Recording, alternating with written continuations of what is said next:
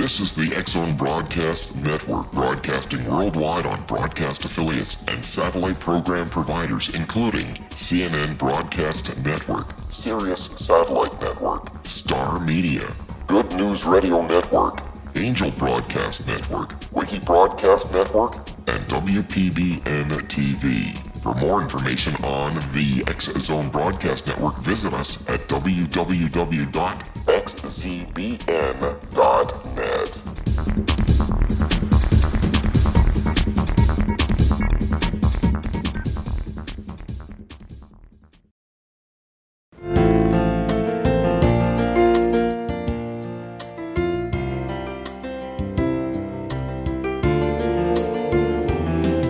Hi, everybody. This is Johanna Carroll, and I'm welcoming you to Dialogue with Divinity.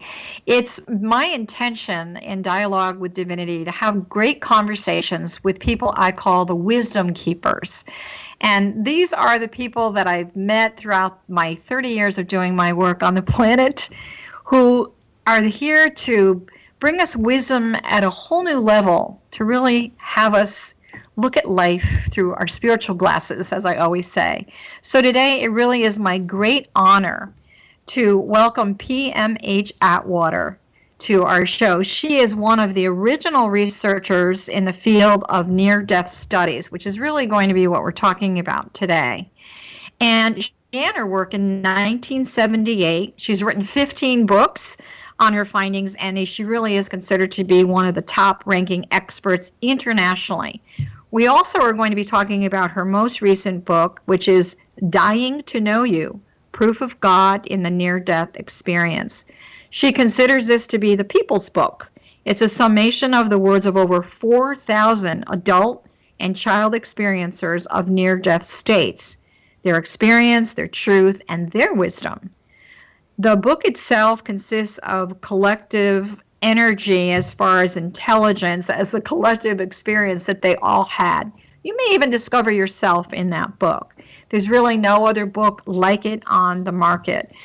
PMH has so many credentials, it would probably take me an hour just to tell you what they are. But I will tell you that in 2005, she was awarded the Outstanding Service Award from the International Association for Near-Death Studies, and the Lifetime Achievement Award for the National Association of Transpersonal Hypnotherapists. She's got an honorary PhD from a school in Sri Lanka. And beyond that, I'm just going to welcome her to our show so we can begin our dialogue and our conversation all about the near-death experience. So PMH, so nice to have you on Dialogue with Divinity. Thank you for joining us today. It was absolutely fun. I enjoy doing shows like this, and I especially enjoy talking about God and divinity and spirituality and, fun.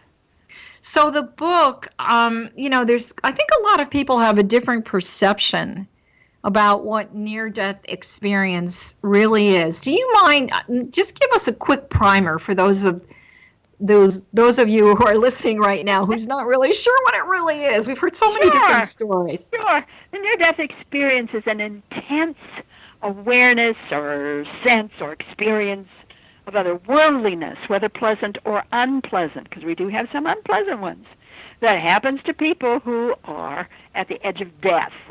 It is of such magnitude that most experiencers make significant changes in their lives afterward. The average near-death experiencer is without vital signs, that is to say, no breath, no heart, no lungs, for from 5 to 20 minutes. That's average.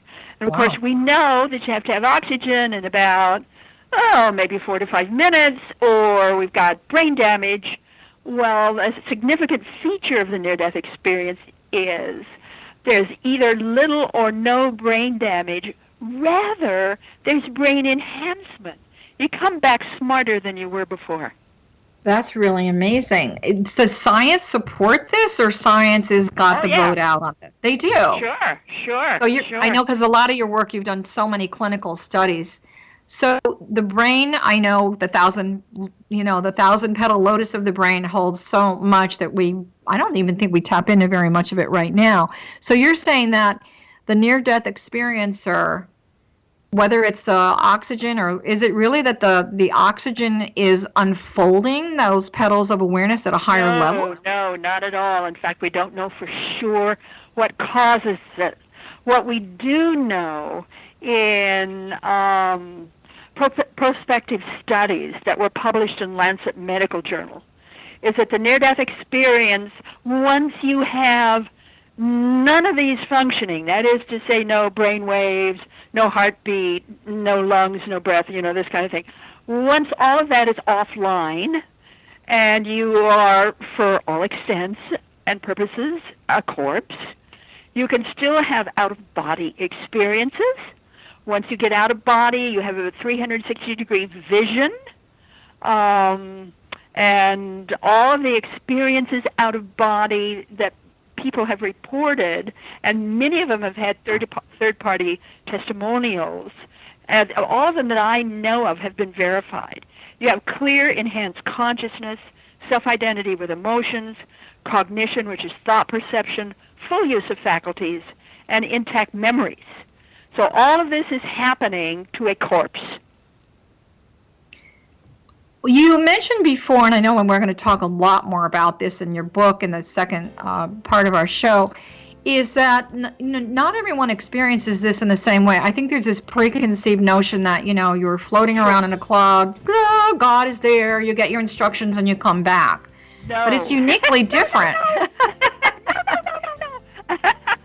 That's the media version. Because you've had more than the media version. Yeah, because I know you've had your own near-death experiences, yeah, which you've shared with me. Months. three months in 1977. Johanna, I look back and I call it the heavenly sledgehammer effect. Wow. Yeah, 3 months, that's the sledgehammer. And I really got it. We're gonna hold that thought. This is Kevin Randall. For nearly 30 years, I have been investigating the case of the Roswell UFO. I have interviewed hundreds of people and stood on the crash site. Now in Roswell in the 21st century, I have reviewed dozens of hours of audio and videotaped interviews, examined hundreds of files that relate to the crash, and have returned to Roswell in an attempt to put all that information into the proper perspective. For the first time in Roswell in the 21st century, I have made a dispassionate reevaluation of all that material and provide a new look at what happened. This is a book that clears away all the clutter that has hidden the truth for so long, strips away the various lies that surround the case, exposes the Air Force attempts at cover-up, and found a core of solid information that tells us all where the case stands today. Roswell in the 21st century will be available in just a few weeks. For more information, please visit my website at www.kevinrandall.blogspot.com.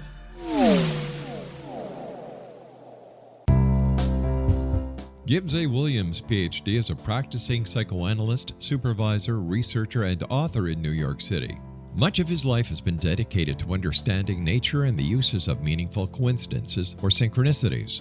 His radical and original non-Jungian, non-mystical, non-magical theory of synchronicities illuminates much of the fog surrounding this challenging and perplexing topic. His ideas and manners are fresh, presented in a style that is both entertaining and highly informative. He is also an expert on crisis intervention, specially focused on violence reduction for the police and citizens, mastering anxiety, frustration, and stress without the use of medication, and effectively preventing and treating heroin addiction. Dr. Williams can be contacted at his email address at gwwilliamsny11@aol.com or visit his website at www.drgibbswilliams.com.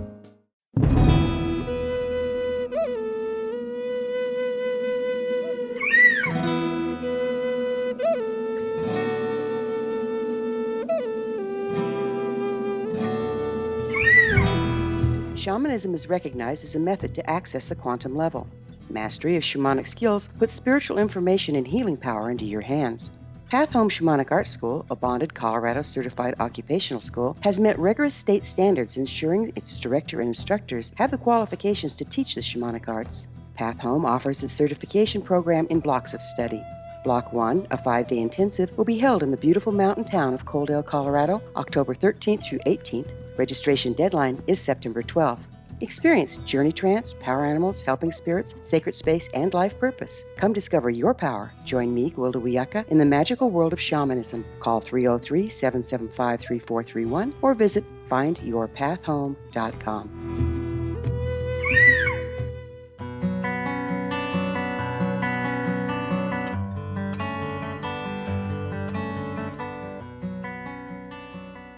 Hi, everybody, and welcome back. This is Johanna Carroll. Our show is Dialogue with Divinity.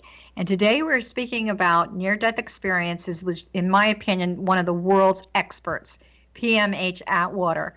So before we went to break, PMH, we were talking about your own, as you call the sledgehammer effect, 3 near-death experiences within a 3-month period. Is this really the catalyst that got you into doing, your life's mission work around the near-death experience? Well, kind of, sort of. That's hard to say.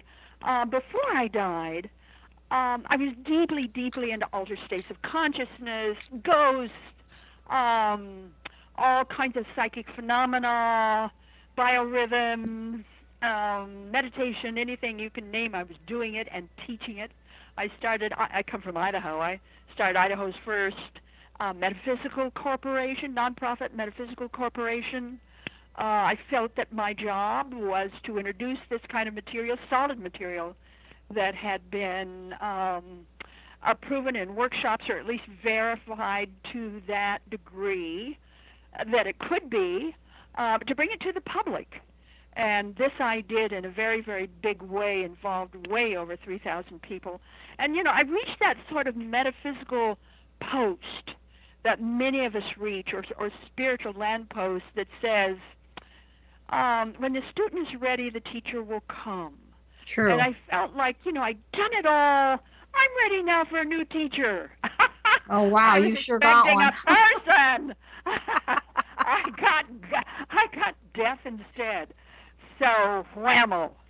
And I can honestly say, with all of my background, it didn't make any difference except for 2 things.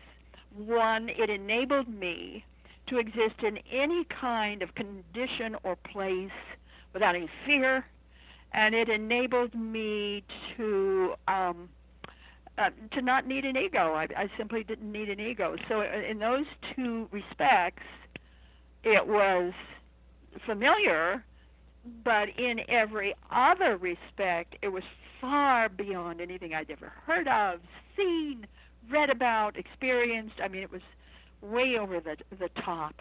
And, the typical near-death experience, or experiencer, I should say, takes about 7 to 10 years to integrate the experience. Some people say they do it quicker. They don't. They may think they are, but they're not. And it took me a year to get to the place where I was a human being again. One of the things we forget, Johanna, is that most near-death experiences come from violence or trauma. Really? Absolutely. Most of them come from violence or trauma. So you've got a body to rebuild afterward. This is not pleasant. And I was one of those.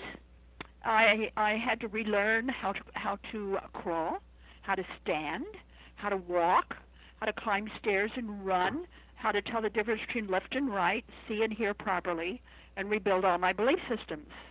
And later that year, my first 2 happened in January of 1977, the third in March of 1977. Later that year, so we're talking October, November, I had 3 major relapses, one of which was adrenal failure.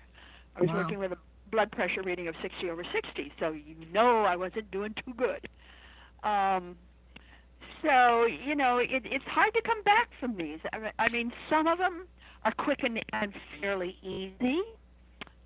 We've got basically 4 types of experiences. At least I was able to show that and establish that in my own work. The first one I call the initial experience because it's quick and there's not much to it. Maybe the individual will hear something like a friendly voice or a loving nothingness. They might have a quick in and out of body experience, and that's about it. That's it. But still go on and have after effects The second one I would call the hellish or unpleasant experience. In my research base, 1 out of 7. There's the heavenly or pleasant experience. We hear the most about that from the media, from books, from newspapers, radio shows. And then there's the transcendent experience. Very seldom is it ever personal. Usually has to do with history, things involving the human family, what one can do to make a significant change or difference in life for your fellow members of the human family. The ones that you have the life review in are the pleasant and unpleasant ones, heaven or hellish. You don't get them in the initial; they're too brief, too short. With the transcendent, once in a while you'll get one like that, but that's not usual. Most of them, excuse me, again, have very little, if anything, to do with what's personal. Again, it's that larger view of the human family. So we're breaking these down into categories. Does this mean that these are sequential, or you can have one or multiple of these happening at the same time? There's no such thing as sequential. Okay. Forget that one. All right. Yeah, you can. So it's either 1, 2, 3, or 4. It's either the initial one, the hellish one, the heavenly one, or the transcendent. People will have one of the 4. Really? Interesting. And some people have multiple experiences. Okay. The most in my research was a man who'd had 23 of them. He was in his 40s when I met him. He was in a wheelchair. He was not expected to live after birth. They expected him to die any time, and he did indeed die again and again, and as a youngster, and on throughout his life. And so I asked him, why did he think he had so many near-death experiences? That's a good question. What did he have to say? Well, he said they're my vitamin pill. Interesting. So he looked at this. This is a positive experience for him. Yes. It's what enabled him to keep going. Yep. That is really fascinating. Let me ask you a question on a practical note. How do you find these people? I mean, I know you're obviously very supportive of the clinical research and study, and you're extremely well known and honored for that. So, I've personally had a lot of clients who feel that they've had a near-death experience. Some of them I think they have, and some of them I'm not so sure. But in terms, you're talking about 4,000 people that are in this book. By the way, the name of the book again, Dying to Know You, Proof of God and the Near-Death Experience by PMH Atwater. That's what we're talking about today. So where do you find these 4,000 people? I didn't have any problem at all the first 4 or 5 years. Let me sort of back up and give you a little bit of a backstory. In my third near-death experience, I was, I won't say met by, but I would say a voice spoke to me during my experience. Okay. And it's a voice that I called the voice like none other. Beautiful. Because it was so big. It wasn't like an angel or a guide or guardian or any of that kind of stuff. It was bigger than that. It was a you voice actually so heard big. you heard a voice? Oh, or you had? absolutely. Okay, you've heard this voice. Absolutely. Okay. That massive voice. And the voice said, and I quote, "Test revelation. You Beautiful. are to do the research. One book for each death." It did not name book 1. It did name books 2 and 3. Okay. It told me what was to be in each one. It did not tell me how to do the work. So when I came back, well, hey, I'm a cop's kid. I was raised in a police station. So I used police investigative techniques as my protocol. Okay, good. And I began like some kind of, stupid newbie, newborn kid, because I left Idaho in 1978, and that's when I began my work. Crisscrossed across the United States, and then, was hard at it. And, it just didn't matter where I was. I would meet I'd turn around, they'd be there. I'd be on an elevator, they'd be there. Right. I'd walk down the street, they'd be there. They'd be there Right. in a taxi cab. It didn't matter. Let me give you an example.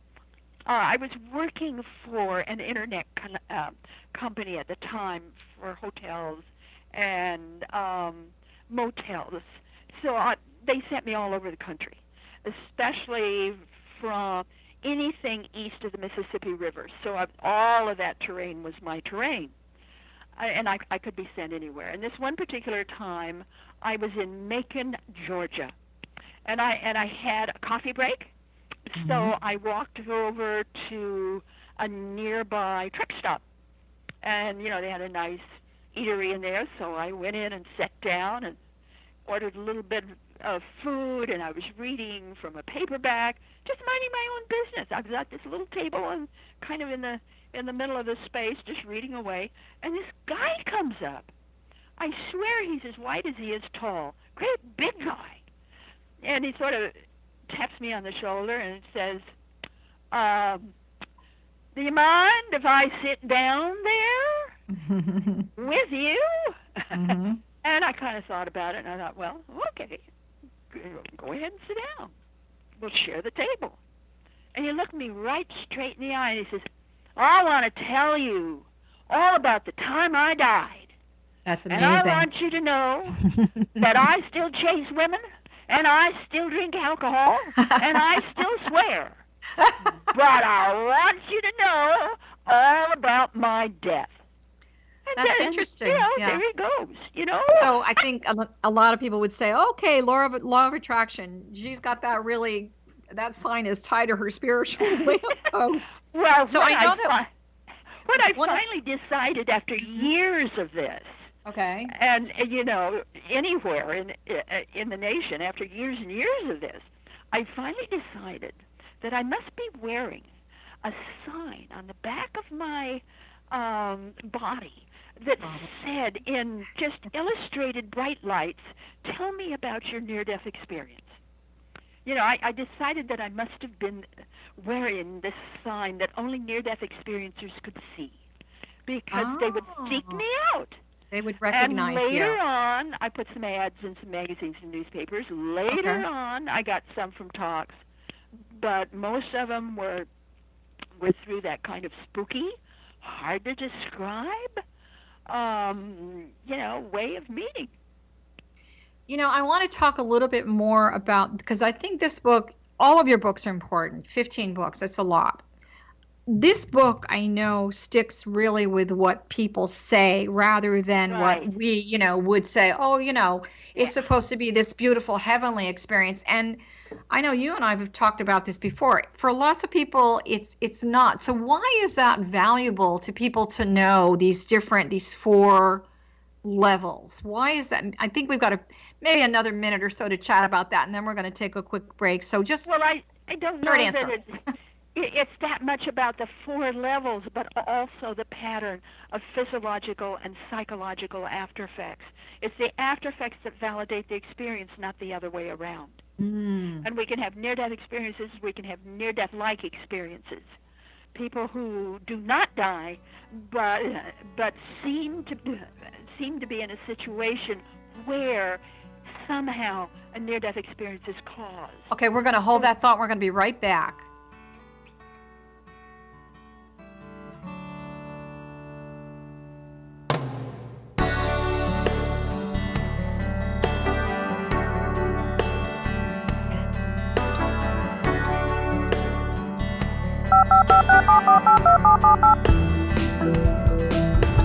Did you know that when you're on the road with limited data or Wi-Fi, you can still listen to the X-Zone radio show with Rob McConnell, The Science of Magic with Gwilda Wiyaka, High Tech with Corey Kay, and every minute of the 24/7, 365 programming of the X-Zone Broadcast Network by calling 712-432-9459, courtesy of TalkStream Live.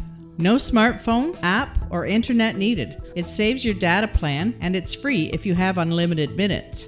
Call 712-432-9459 to listen on any phone, anytime, anywhere. Remember, 712-432-9459 for the best of paranormal, new age, thought-provoking, sci-fi radio programming 24/7, 365.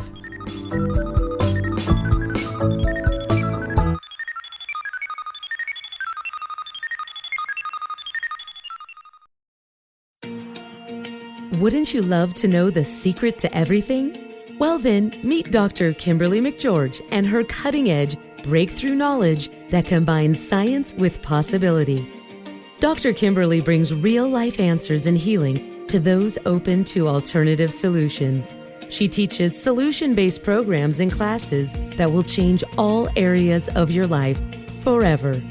Specializing in conscious creation, intuitive readings, and energy medicine, you can rapidly shift health, relationships, business, and money and abundance challenges quickly. Receive her best-selling book, Secret to Everything, at no cost by going to secrettoeverything.com/X-Zone. That's right, transformation can start now. Just go to secrettoeverything.com/X-Zone and receive Dr. Kimberly's book for free.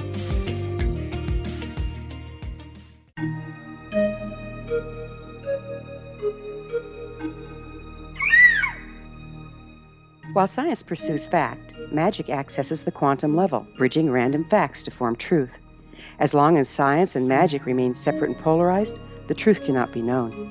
I'm Gwilda Wiyaka. Join me on the Science of Magic radio program, dedicated to unification and evolution of consciousness. During each episode, I'll be speaking with experienced and respected scientists and mystics. From astrologers to astronomers, from medical doctors to shaman, the scientific method to dowsing and intuition, we'll weave together information from seemingly divergent practices to promote unity and enlightenment. Join me, Gwilda Wiyaka, and the Science of Magic right here on the Mutual Broadcast Network. For more information, visit www.thescienceofmagic.net.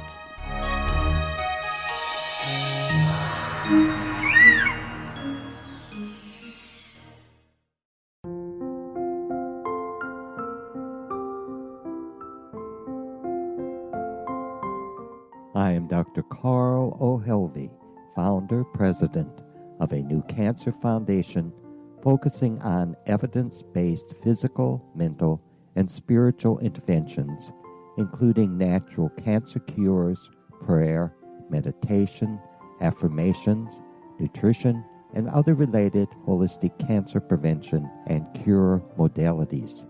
These are used in cancer education, research, and financing care. I ask for your help to continue this important work by donating at www.holisticcancerfoundation.com.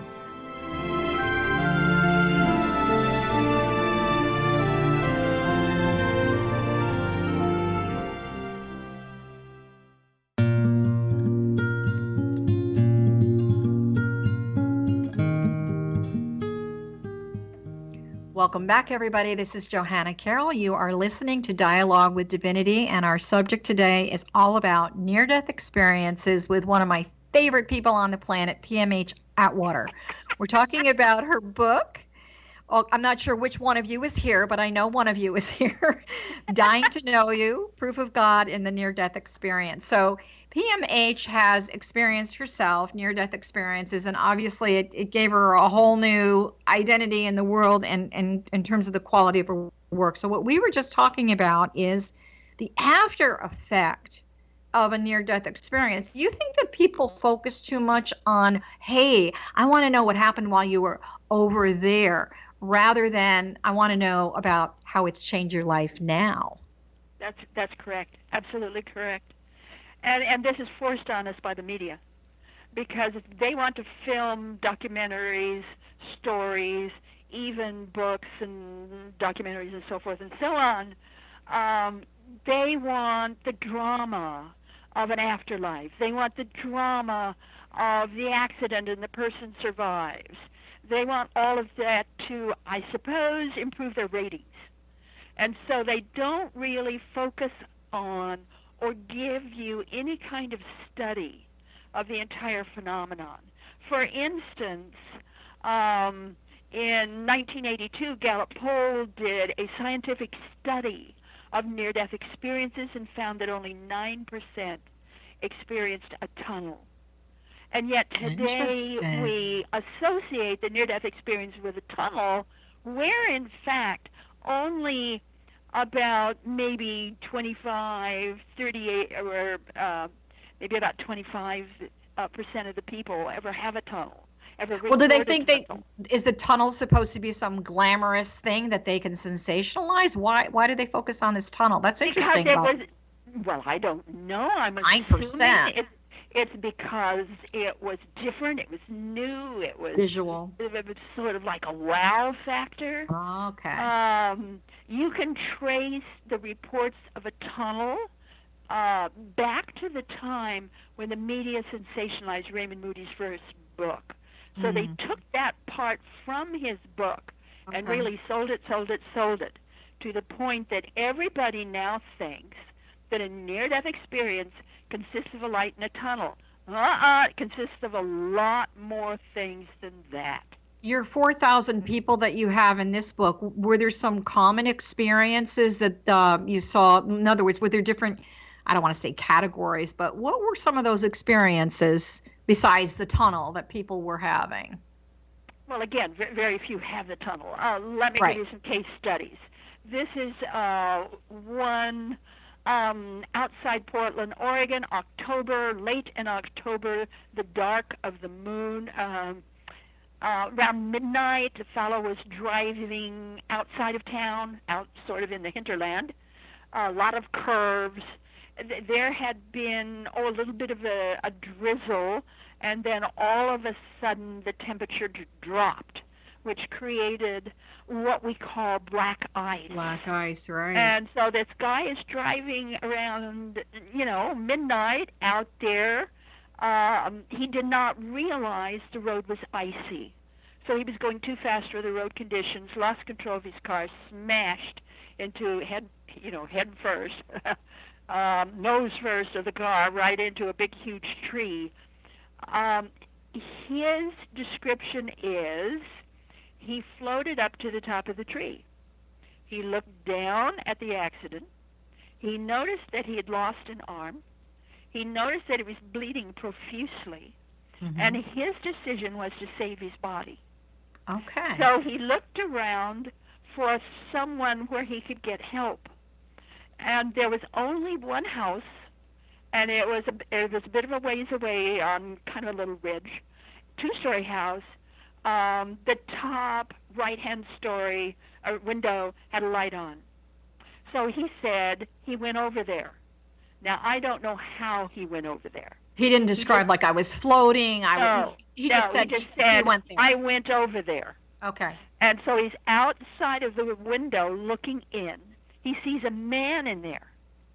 So he jumps up and down and screams. He said at the top of his lungs, right. There's been an accident, call the police. There's been an accident, call the police. Well, interestingly enough, the guy inside looked up at the window and saw what he thought was fog, and it was jumping up and down. He says, fog doesn't jump up and down. And then he heard this loud man's voice in his ear saying, there's been an accident, call the police. So this man right away, this guy goes to the phone and reports the accident. Of course, he doesn't know anything about it, but he reported the accident. He went downstairs, got a flashlight, went outside, and searched and searched and searched until he could find the accident scene. He was there when the police and the ambulance arrived. The guy was for all extents and purposes, dead. They were able to resuscitate him and save his life at the hospital. He lost his right arm. This is a right-handed artist. So that was a really big deal, losing his right arm. Huge. They could not reattach it. Huge. And he was blind. The accident blinded him. Okay. He had a lot of things wrong. He was in the hospital for 3 months. And at the end of the 3 months, he got his sight back. His sight came back. Beautiful. And so he asked for paper and pen. And the hospital staff brought that to him with his left hand now. He drew a picture of the accident scene. The police were called in. The guy in the house was called in. They looked at the picture that he drew. And as far as they were concerned, it was so accurate. It was as if a photograph of the accident scene. And did he also draw a picture of going to this house with a light No, on, or he he only did drew not? the one picture. He He only okay. drew the one Of the picture. actual Everything event. else is testimonial. Interesting. He just drew that one picture. The rest is all testimonial. But we get cases like that. For instance, I'll give you another one. This is a woman, I'm going to guess maybe early 30s.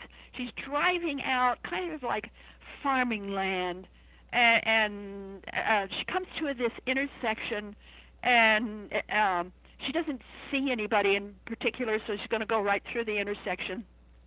And a big truck suddenly comes up from the left and slams right into her. And dead on sight, able to get the police, ambulance there. They rushed her to the hospital. They were able to revive her. Now, in the surgical rooms, when she comes to, when she revives, she's effusive. She's glowing. She's happy. She's effusive. She said, I met my dad. I saw my dad. And he told me all about his death. And when he, and you know, and where it happened. And he told me about that it was okay for him to die, that its time was up, and, you know, he'd done everything he needed to do.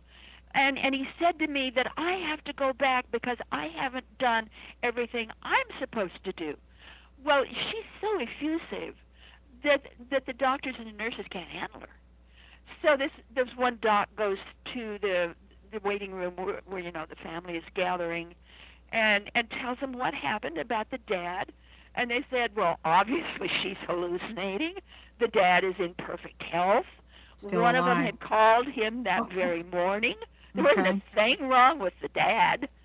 So the doctor went back, told the gal, and she just became even louder and more effusive.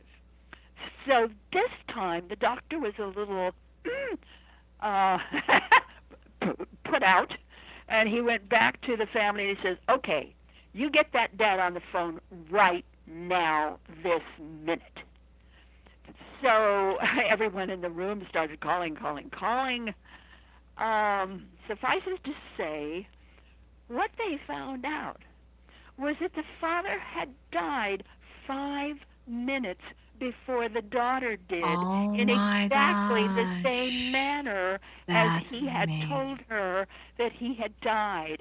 I'm saying to you, Johanna, that's oxygen deprivation? That's amazing. Forget it.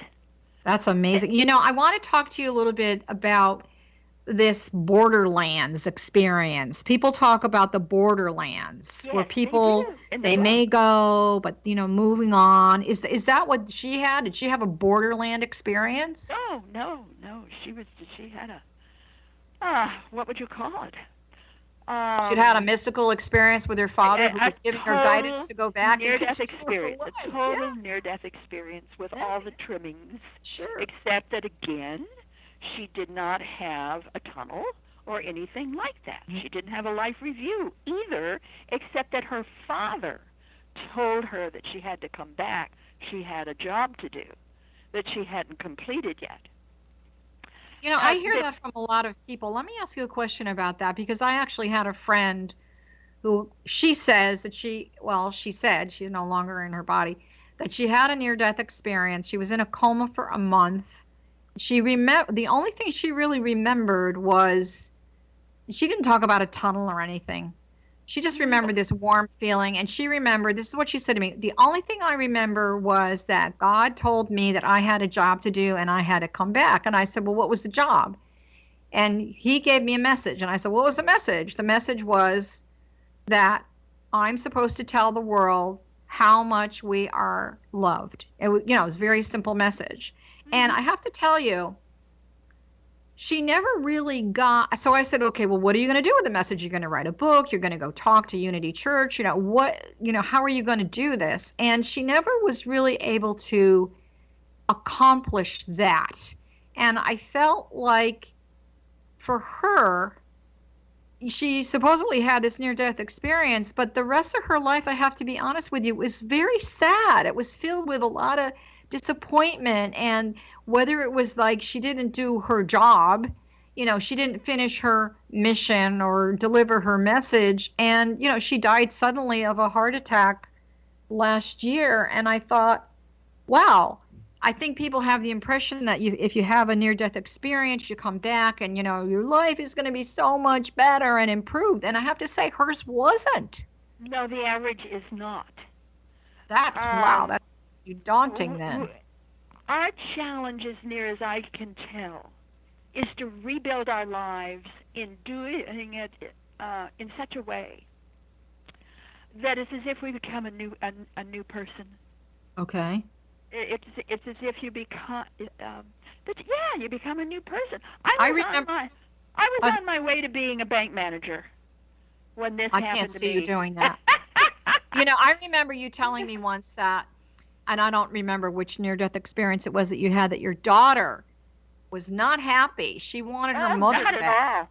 Very few families are happy. Very few. Let me tell you what Natalie said. My oldest daughter, she came to me. Remember, I'm from Idaho, so we're plain speakers out there. And she came to me in the kitchen, put her hands on her hips, and looked at me right in the face, and she said, "Well, you're friendlier now than you used to be, and I like talking to you.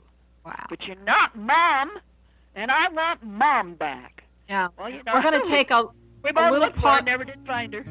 We're going to take a little pause on that. We'll be right back.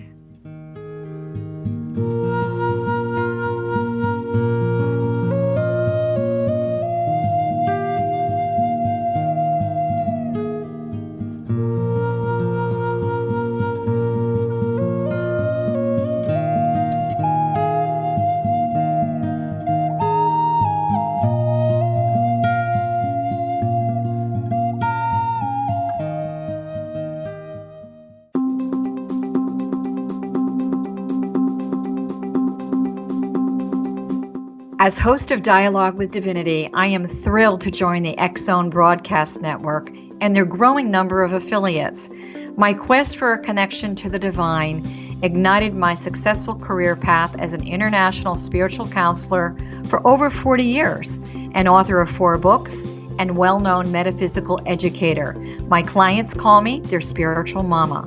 So my job is to offer you a radio show to help you grow spiritually with wisdom and get specific tools from guests who are experts in their field. Tune in to Dialogue with Divinity and be part of the conversation with Spirit. My goal, your happy soul.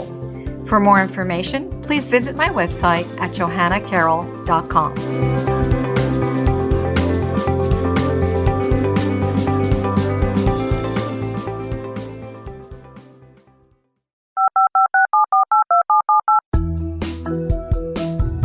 Did you know that when you're on the road with limited data or Wi-Fi, you can still listen to the X-Zone radio show with Rob McConnell, The Science of Magic with Gwilda Wiyaka, High Tech with Corey Kay, and every minute of the 24/7, 365 programming of the X-Zone Broadcast Network by calling 712-432-9459, courtesy of TalkStream Live.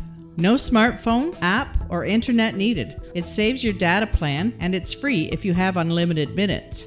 Call 712-432-9459 to listen on any phone, anytime, anywhere. Remember, 712-432-9459 for the best of paranormal, new age, thought-provoking, sci-fi radio programming 24/7, 365.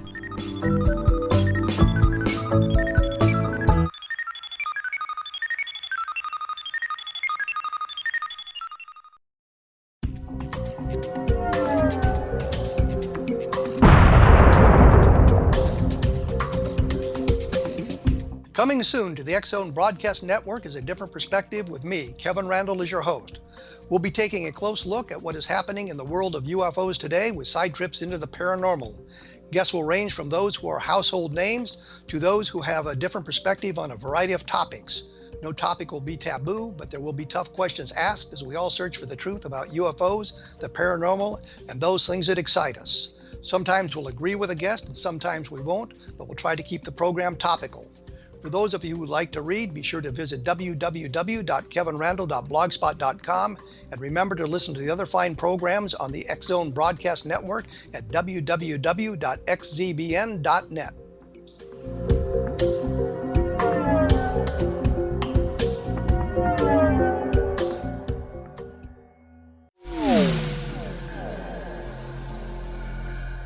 This is Kevin Randle. For nearly 30 years, I have been investigating the case of the Roswell UFO. I have interviewed hundreds of people and stood on the crash site. Now in Roswell in the 21st century, I have reviewed dozens of hours of audio and videotaped interviews, examined hundreds of files that relate to the crash, and have returned to Roswell in an attempt to put all that information into the proper perspective. For the first time in Roswell in the 21st century, I have made a dispassionate reevaluation of all that material and provide a new look at what happened.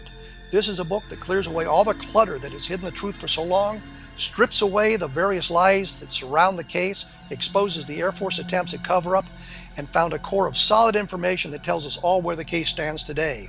Roswell in the 21st century will be available in just a few weeks. For more information, please visit my website at www.kevinrandle.blogspot.com. What Happened in Benghazi is revealed by Nicholas Genix, author of Obama, Islam, and Benghazi. He informs the American people that President Obama deceived them by advocating a strong foreign policy prior to the 2012 presidential election, and Hillary Clinton supported this deception. As the title infers, there is a connection between Obama, Islam, and Benghazi. Ample evidence informs Americans that Obama's early indoctrination in the Quran developed an affinity for Islam, why the Quran is the source of discontent in many countries, and why the Obama foreign policy deception led to poor military action and caused the loss of American lives in Benghazi. Genix provides 36 questions for the Select Committee on Benghazi to validate if Americans are justified to mistrust President Obama and Hillary Clinton. An overview of Obama, Islam, and Benghazi is presented on the website www.futureofgodamen.com. That's www.futureofgodamen.com. Afterlife expert Roberta Grimes was the first one to say that dying can be fun. Now her best-selling book, The Fun of Dying, is available in stores worldwide.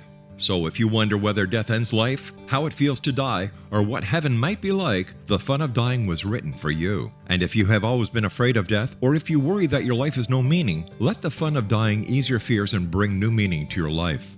Nothing said in The Fun of Dying is based on the teachings of any religion. Instead, Roberta draws on evidence to explain how death happens, how it feels, and what comes next. A lot of the best death-related evidence was produced in the first half of the 20th century. When it is put together with recent discoveries, it tells a consistent and amazing story. Roberta Grimes blogs and answers questions at robertagrimes.com. Her wonderful book, The Fun of Dying, is available on Amazon and at stores worldwide wherever books are sold.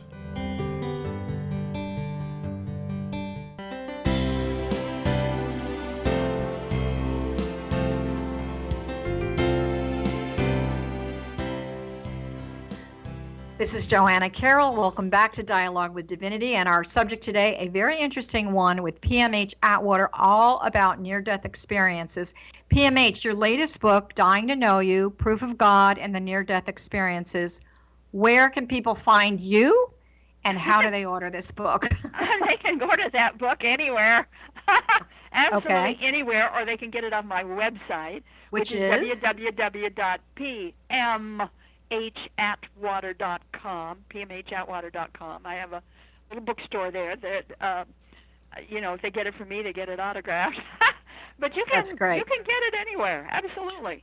Okay, and while everybody's listening, also for myself, Johanna Carroll, if you'd like more information about what we're doing on our show, you'll find me at johannacarroll.com. Okay, so back to our very interesting subject. I love the fact that you've done so much work with children. And I know in the book, I believe, if I am correct, you talk about the three major lights found during death and the afterward. kids. Oh, The yeah, kids. the kids. So what do they say about that? Adults do too, but, lots of kids talk about this. This one light is very raw, it's very piercing, it's very powerful. It doesn't have any particular color, it's more of a radiance. The other light is a black or dark light. Many of them say it has purple tinges in it. There's something very warm and comforting and friendly and wise and healing about this dark or black light. Okay. And then this white light that most people talk about sometimes has gold or silver in it, but brilliant white. This light knows all about you. It knows your name. You can converse with this light. The children are very specific, though. They're more specific than adults are. They get right to the point and they say, to the detail. That dark or black light, that's mother light. And that white light or that bright light, that's father light. And both the mother light and the father light come from God's light. God's light is that raw, piercing, radiant light. Do they use that word, God's light? Yeah. Oh, yeah. Are these children, most of these children have been raised in a religious background? Well, not necessarily, no. Sometimes then how do they know that it's God's light? I'm just curious. They just know that it's God's light. They'll say God's light or a term that I would call God. Maybe in their culture they would, a little different, but still God. This idea of that one great intelligence, that one great being above and beyond all else. So, yeah. And with the children, they're young children, I'm assuming. When you say children, what ages are we talking about? Well, my first study was birth to the age of 15 years. In a couple of weeks, I start another one with a new group, and I'm going after the tiny ones now, people who think they had a near-death experience or something like it between birth and the age of 5. Wow. So I'll be doing that very shortly. I now have 102 people, 102 cases. So I'm going to study it as a lived experience because we're not doing that. We're not really looking at the living of it. And especially with children, this is so important. What I found with kids is that we get so mesmerized by out-of-the-mouth-of-babes syndrome that we really don't look at how that affects the child and how they grow up with it. And that, to me, is the larger story. So is it the larger story as far as a responsibility for the parent or, clinically whoever's dealing with these kids to give them a greater depth or better tools? I mean, what specifically is coming out of that not being insulted by these kids that are different, not being threatened by children who don't bond to them, not judging, being open by children who are suddenly very, very psychic, very knowing, very innovative, very creative, and they're scared by this. It's like, what's going on to my child? Of course. So the book on that is The New Children and Near-Death Experiences. There'll soon be another one. And then next spring will be another book, too. Oh, my gosh, you're like the... Well, remember, in my own experience, I was told to write 3 specific books. That's right. And the book one was not named. I think that was coming back to life, but it was not named. The second one was Future Memory. If you haven't read Future Memory, do. Because, again, it's not like any other book you'll ever read anywhere. None of your books are.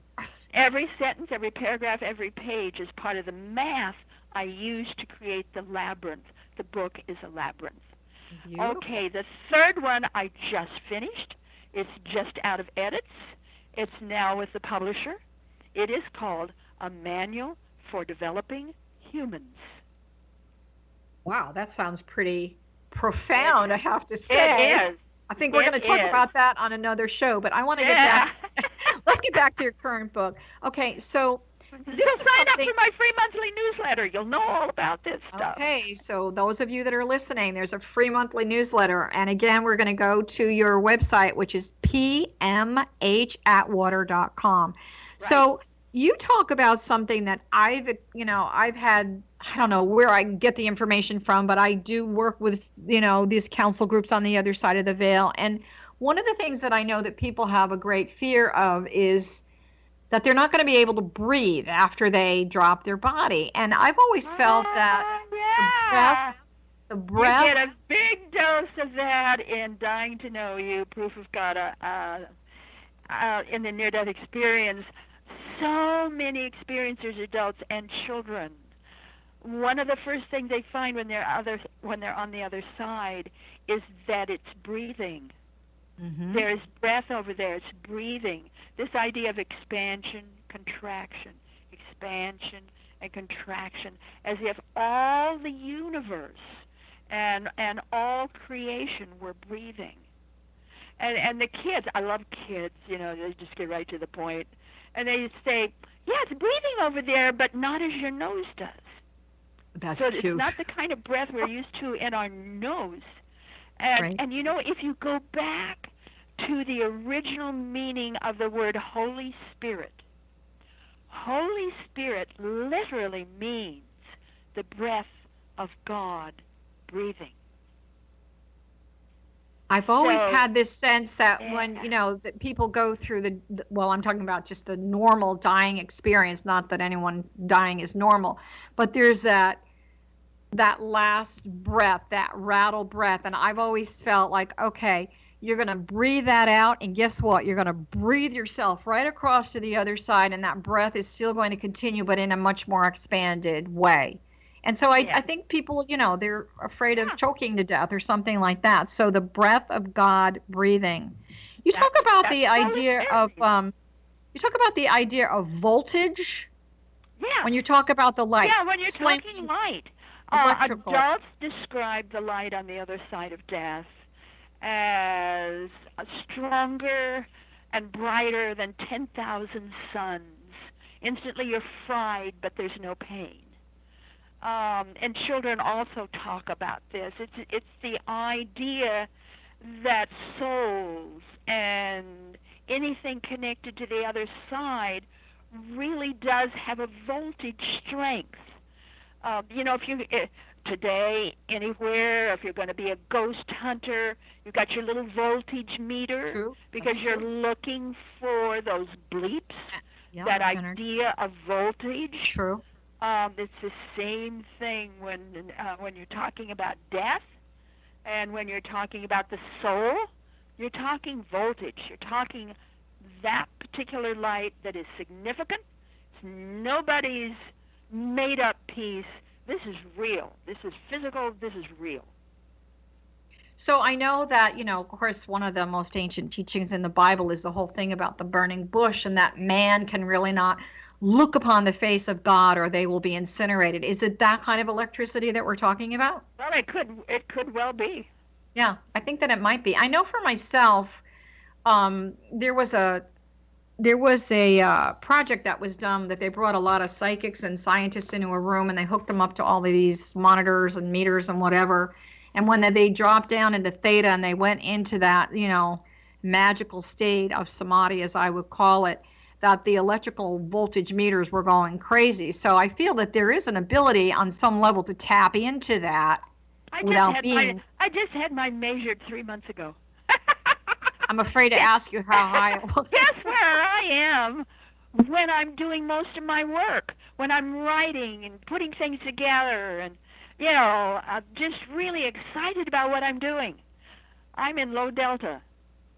Really? Interesting. Low delta and low theta. When I want to go to sleep, I'm in alpha. When I'm playing, I'm in high gamma. I know there's a lot, there's lots of things that have been written about these different states of consciousness, and we could go on and on and on and talk to you forever. So obviously when the new book comes out, we want to have you back, but I just want to reiterate to everyone that's listening, PMHAtwater.com is where you're going to find every bit of information about this amazing woman and her near-death experience research. She is a beautiful, lovely soul. And for myself, Johanna Carroll, you can find me at johannacarroll.com. So I want to thank you so much for being with us. It's been a great show. It's so interesting. It's just a fascinating subject to me. So I know you've got a lot more going, and I think your ever ready battery is really plugged in. So many blessings and heart hugs to you and to everyone that's listening. Bye for now.